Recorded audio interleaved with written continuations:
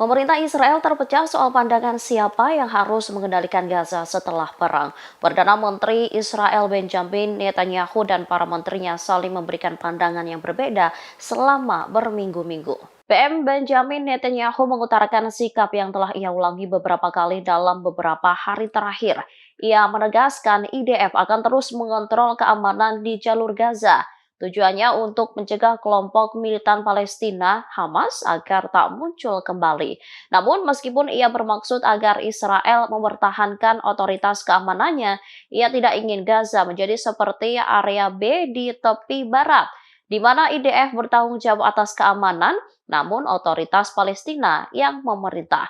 Komentar tersebut dipandang tidak baik oleh pemerintahan Presiden Amerika Serikat Joe Biden yang meminta klarifikasi Netanyahu tentang niatnya. Pandangan berbeda pun disampaikan oleh Menteri Keamanan Nasional Itamar Ben-Gvir pada Minggu 12 November 2023. Menurutnya, Israel perlu mengambil kendali penuh atas jalur Gaza setelah perang. Lebih lanjut dikatakannya, jika Israel tidak menguasai jalur Gaza, penduduk selatan yang mengungsi tidak akan mau kembali. Sentimen yang sama juga diungkapkan oleh Menteri Sayap Kanan lainnya, seperti Menteri Warisan Amichai Eliyahu dan Menteri Keuangan Bezalel Smotrich. Mereka mengatakan bahwa memberikan kendali kepada otoritas Palestina atas Gaza akan sama dengan kekuasaan Hamas di wilayah tersebut.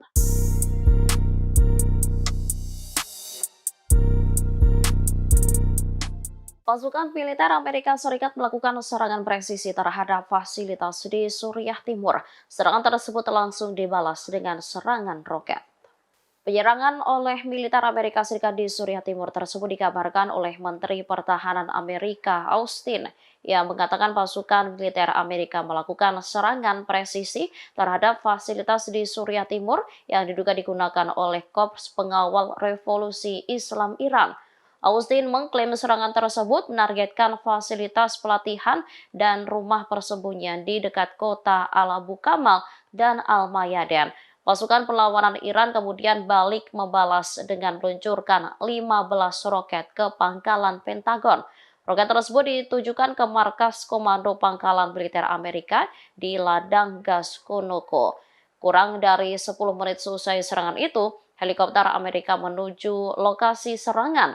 Helikopter tersebut dimungkinkan membawa sejumlah orang yang menjadi korban. Sebuah sumber menyebut bahwa beberapa tentara Amerika Serikat tewas dalam serangan yang menargetkan pangkalan Konoko di Suriah Timur. Serangan balasan menggunakan rudal Grad ini disebut menewaskan 4 tentara Amerika Serikat.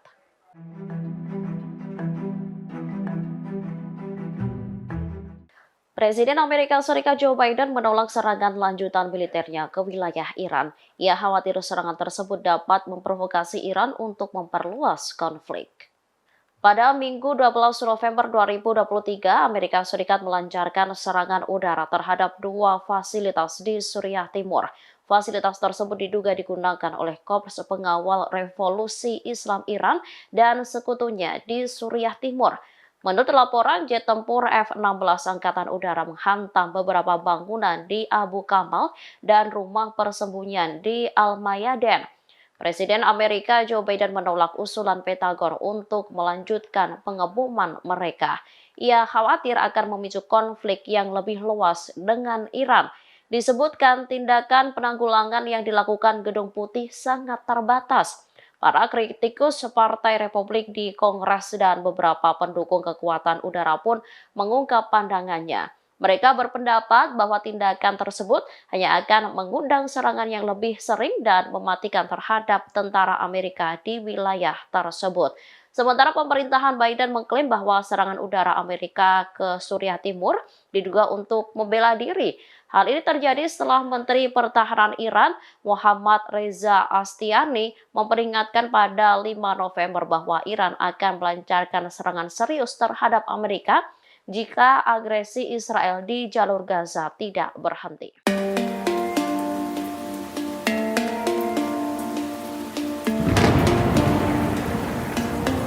Pasukan perlawanan dari Lebanon, Hizbullah, kembali meluncurkan serangan ke wilayah Israel. Serangan itu menyebabkan puluhan tentara rezim Zionis terluka. Serangan terbaru Hizbullah ini menyasar pangkalan militer rezim Zionis. Pada Minggu 12 November 2023, Hizbullah mempublikasikan video serangannya terhadap tentara Israel. Disebutkan sebanyak 29 orang tentara Israel terluka. Dilaporkan orang-orang ini terluka dalam serangan roket di Al-Jalil Al-Ala. Namun militer Israel belum merilis berita apapun mengenai kematian mereka. Peningkatan jumlah korban dari pihak tentara rezim Zionis terjadi ketika Ma'arif menerbitkan survei terbaru di wilayah pendudukan pada Jumat lalu. Mereka melaporkan bahwa 80% Israel menganggap Perdana Menteri Benjamin Netanyahu bertanggung jawab atas kegagalan dan kematian operasi Badai Al-Aqsa.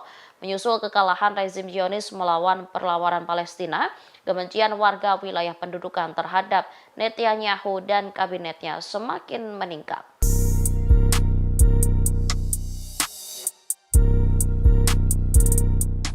Kelompok perlawanan Islam Irak mengaku bertanggung jawab atas serangan terhadap pangkalan militer Amerika Serikat di wilayah timur Suriah.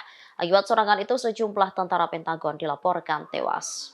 Serangan terbaru perlawanan Islam Irak itu disampaikan pada Minggu 12 November 2023. Mereka mengaku menyerang pasukan pendudukan Amerika di desa Al-Hariyeh, Al-Hadra di Suriah. Penyerangan dilakukan dengan menggunakan drone. Kelompok perlawanan Irak menambahkan bahwa drone langsung mengenai sasarannya. Menanggapi serangan udara pesawat tempur Amerika di Suriah Timur, pangkalan militer Amerika di Suriah Timur menjadi sasaran serangan pesawat tak berawak untuk kedua kalinya. Kantor berita setempat melaporkan kelompok perlawanan menargetkan 15 roket ke pangkalan militer Amerika di ladang minyak Konoko. Serangan ini dilakukan sebagai respon terhadap dua serangan udara tentara Amerika di kota Al-Bukamal di Suriah Timur. 4 orang tentara Pentagon disebut tewas dalam serangan terhadap pangkalan militer Amerika tersebut. Allahu Akbar. Perlawanan Palestina berhasil menghalau serangan tentara Israel di tepi barat. Kendaraan militer rezim Zionis dihancurkan saat melakukan konvoi. Konfrontasi meletus pada Senin 13 November 2023 antara perlawanan Palestina dan militer Israel. Pejuang perlawanan Palestina menghadapi serangan pasukan pendudukan Israel ke berbagai wilayah di tepi barat yang diduduki. Brigade Al-Hassam meledakkan alat peledak berkekuatan besar di dalam kendaraan militer Israel di Halhilia. Kendaraan militer tersebut langsung meledak hebat. Serangan dilakukan sebagai tanggapan atas serbuan pasukan pendudukan ke kota tersebut dan penangkapan beberapa pemuda. Pejuang perlawanan juga menghadapi pasukan pendudukan Israel di dekat kamp pengungsi Balata di timur Nablus. Militer Israel dihujani tembakan perlawanan Palestina di lingkungan Al-Hizbah. Sementara seorang pria lanjut usia Palestina, Isa Al-Hadi, dilaporkan tewas setelah ditembak tentara Israel. Korban dibunuh saat berada di mobilnya di kota Al-Khalil.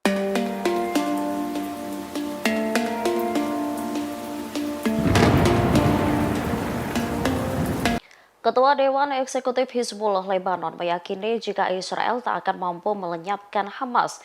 Ia juga merespon soal ancaman Israel yang akan menjadikan Lebanon seperti Gaza lantaran Hizbullah tak berhenti menyerang wilayah Israel. Sayyid Hassem Safidin pada Minggu 12 November 2023 menuturkan perlawanan adalah sebuah kebutuhan dan urgent. Selanjutnya, senjata perlawanan akan tetap ada. Ia menegaskan soal komitmen Hizbullah soal pembunuhan dibalas dengan pembunuhan. Menurut Syafidin, pihaknya saat ini tengah berhadapan dengan musuh yang tak menghargai apapun. Pada saat yang sama, terdapat dukungan politik Amerika Serikat untuk menyerang semua yang ada di Gaza. Menurut Ketua Dewan Eksekutif Hizbullah, peristiwa-peristiwa yang terjadi di jalur Gaza membuktikan bahwa tidak ada pasukan apapun di dunia ini yang bisa dijadikan sandaran. Safidi juga menanggapi statement Menteri Perang rezim Zionis, Yoav Gallant, yang mengaku ingin menghancurkan Beirut sama seperti Gaza. Dikatakannya perlawanan akan lebih kuat dari sebelumnya jika pembunuhan terjadi di mana-mana. Ia lantas menyebut jika musuh saat ini sedang berhayal dan bermimpi bisa melenyapkan Hamas. Disebutnya perlawanan akan lebih kuat dan nantinya gedung-gedung serta rumah sakit akan dibangun kembali.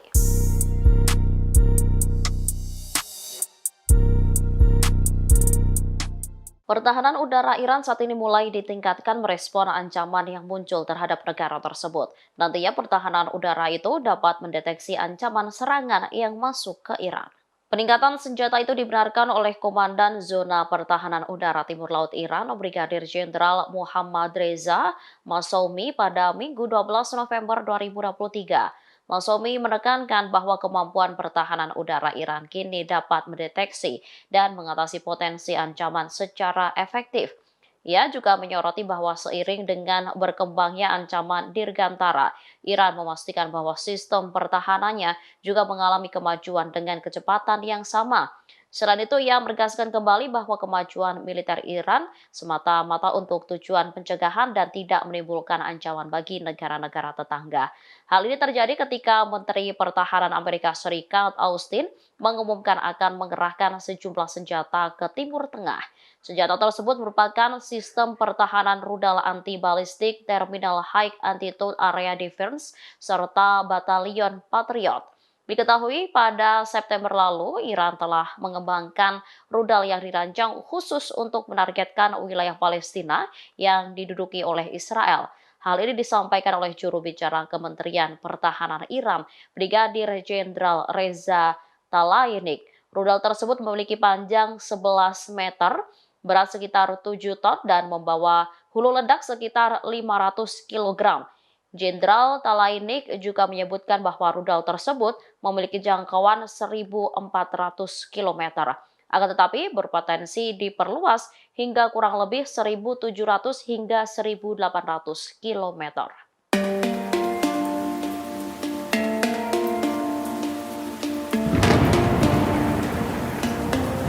Israel kembali kehilangan tentaranya di medan perang saat bertempur dengan Hamas. Angkatan bersenjata rezim Zionis mengakui sejumlah pasukan khusus serta tentaranya tewas dan terluka dalam operasi darat di jalur Gaza.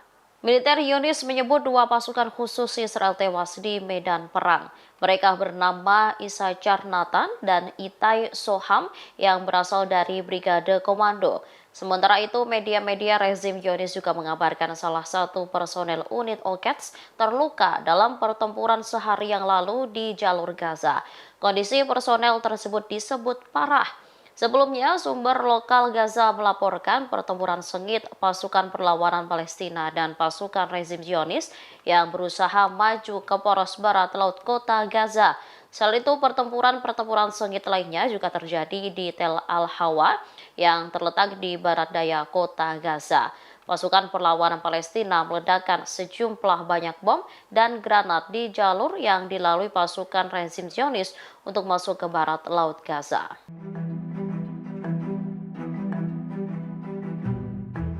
Perlawanan Islam Lebanon Hizbullah terus menargetkan posisi militer rezim Zionis hingga menimbulkan korban jiwa. Terbaru mereka merilis video yang menargetkan tentara pendudukan Israel di sekitar Barak Dovev. Dalam video yang diunggah saluran Al-Mayadin, terlihat detik-detik Hizbullah menargetkan 2 tentara pendudukan Israel. Keduanya saat itu terlihat tengah berjalan dengan membawa senjata. Tak berselang lama, ledakan besar terjadi hingga mengenai salah seorang tentara. Koresponden Al-Mayadin melaporkan penembakan Israel yang menargetkan pinggiran kota Aitaroun di Lebanon Selatan. Serangkaian serangan udara Israel juga menargetkan pinggiran kota Blida, Maraun al-Ras, Yater, dan Kafra. Selain itu, pesawat Israel menyerang pinggiran kota Beit Liv dan Ramia di Lebanon Selatan, membenarkan bahwa pendudukan Israel meluncurkan lebih dari 15 peluru dalam waktu sepertiga jam di pinggiran kedua kota tersebut. Perlawanan Islam di Lebanon terus menanggapi serangan Israel dengan menargetkan posisi dan konsentrasi militer Israel, sehingga serangan itu menimbulkan kerugian besar di dalam barisan mereka. Download Tribun X sekarang, menghadirkan lokal menjadi Indonesia.